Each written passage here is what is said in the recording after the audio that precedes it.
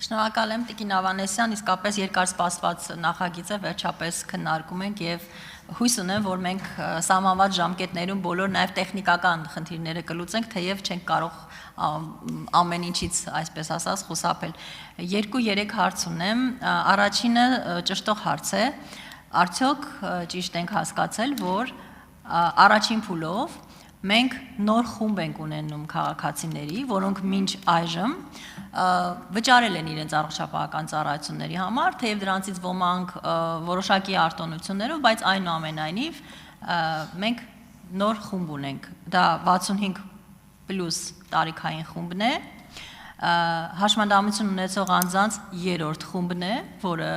նույնիսկ դեղերի պարագայում մենք 50%-ի չափով ենք աջակցությունը տրամադրում, եւ 200,000 եւ ավելի աշխատավարձ ստացող քաղաքացիները որոշակի գումարով ամսական 10,000, այսինքն սա այն խումբն է, որը այս պահին իր առողջապահական ծառայությունների համար վճարում է եւ այս խումբը առաջին փուլով ընդգրկվելու է ուրեմն մեր այս նոր համակարգում։ Երկրորդ հարցս վերաբերում է այն խնդիրներին, որոնք մենք չենք ծածկելու բազային փաթեթով։ Բազային փաթեթը հիմնական